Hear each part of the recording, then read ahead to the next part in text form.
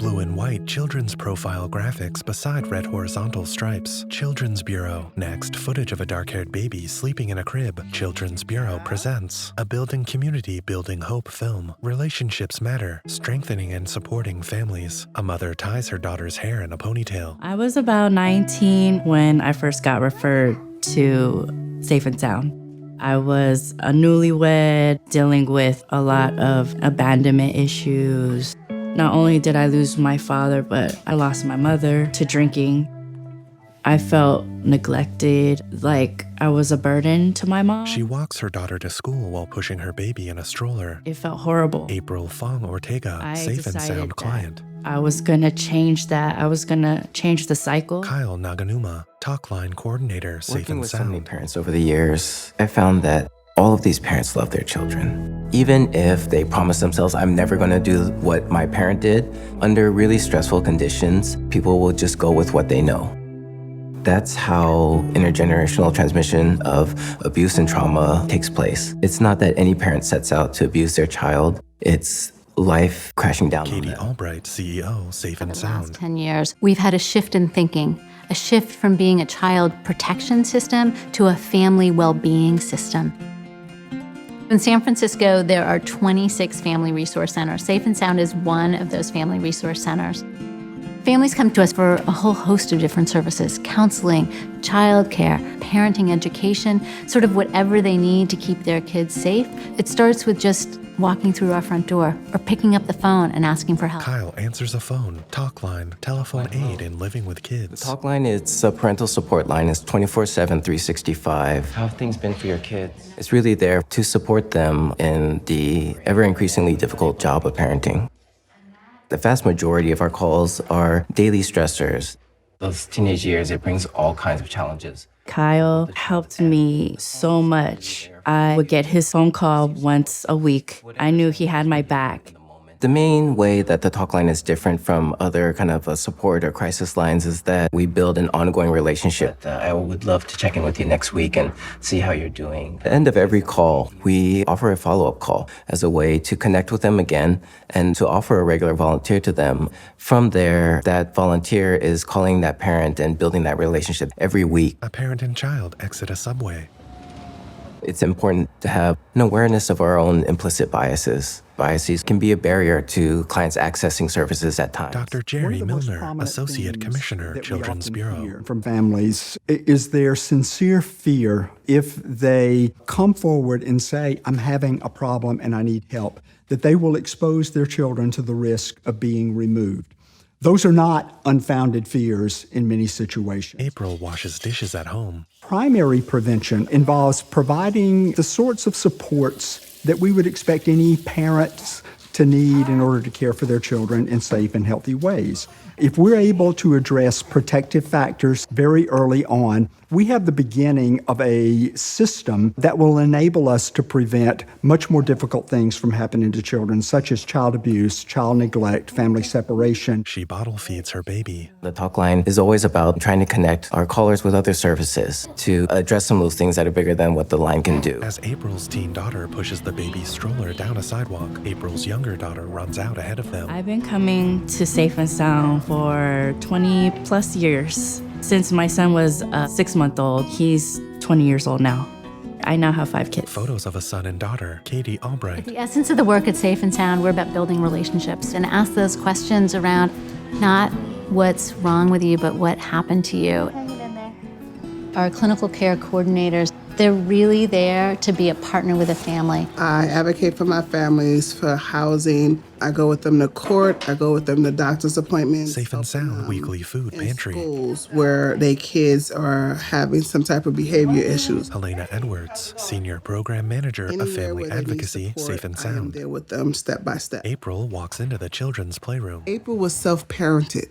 She didn't know what an active parent looked like. She had to go back to realize what she needed as a child and to go through those stages to be the parent she is now.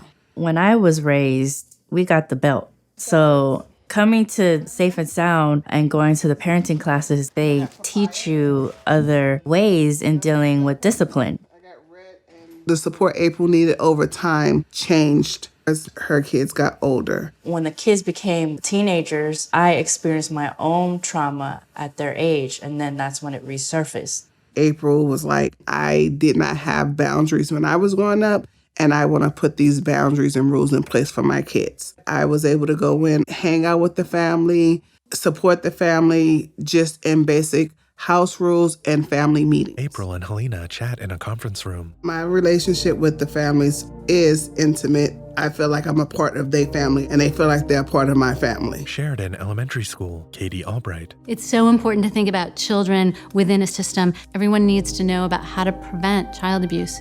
And it's about educating the community, children, caregivers. We have this amazing program in our schools. You are the most important person to keep yourself safe. Brianna Green, We don't community want someone to educator, touch our safe and body. It's sound. okay to say no. If someone ever tries to touch your private parts and they're not the adults to keep you clean and healthy, you give that person a strong no. No. I want you to get away from that person as soon as you can, and then I need you to tell an adult. Let's do our strong no. No! Get away! Tell someone. Good job. Katie Albright. Those words save lives. It's incredible what kids will do when they have those tools to go to a safe adult that they can get help. Child safety awareness would not work as well if we weren't also training parents and providers William around Roy, that community surround education these manager, children. safe and sound. What I don't want this message to become is that we're putting the accountability on kids to keep themselves safe. But it is super important for kids to know when they're safe and when they're unsafe, and that their feelings and instincts are real and should be taken seriously by the adults around them. A boy hugs Brianna. Elsewhere, families gather at the Safe and Sound Tuesday night family dinner. An Katie important Albright. trend in the field is to ensure that we have evidence-based approaches, and that is critical. But there's absolutely a gap between evidence-based practice and what we know works. It's really hard to measure bringing a family in to have a meal together. Dr. Jerry One of the Milner. things that impressed us so much about Safe and Sound is the activities are geared towards decreasing social isolation for families who otherwise might find themselves quite vulnerable to bad things happening. April chats with other mothers. We all make mistakes, and that's okay. We all fall down. What matters is that you pick yourself back up again, dust yourself off, and keep going. Daniel Ortega, April's son. My son Daniel pretty much grew up in Safe and Sound. He is the first one in our family to go to college. His major is a civil engineer. He hugs April at the dinner. She means everything to me. She's been through hell and back. If she wasn't here, I definitely wouldn't become the man that I am today. Next, he hugs Helena. I'm blessed to have been raised to be able to show love and receive it. He kisses his baby brother's hand. It's the Ortega family's turn to do better. Helena and the baby smile at each other. Helena Edwards. April has grown from being scared, not knowing, with her first child, questioning a lot of things, totally confident now. The tools she learned, she's now giving other parents. We need to protect kids Katie Albright. with their families, not from their families. Dr. Jerry Milner. If we fully embrace primary prevention, we not only affect individual children and individual families, we affect entire communities. Footage of Brianna's school visit and Helena smiling while lifting April's baby. Special thanks to the staff and families of Safe and Sound. This film was prepared under contract number HHS P233-201-4000025C of the Office of Child Abuse and Neglect, Children's Bureau, Administration on Children, Youth and Families, Administration for Children and Families, U.S. Department of Health and Human Services, by the National Child Abuse and Neglect Technical Assistance and Strategic Dissemination Center. The views expressed in this film are those of the people interviewed and do not represent official views or policies of any part of the U.S. Department of Health and Human Services. For more information, visit https://www.childwelfare.gov. Topics: Preventing Communities, BCBH. 3 logos appear below. First, human profiles within a stylized eagle graphic. Department of Health and Human Services, USA. Next, a logo for the Administration for Children and Families features an ampersand symbol resembling a parent holding a baby. The last logo consists of blue and white children's profiles beside red horizontal stripes resembling an American flag. Children's Bureau.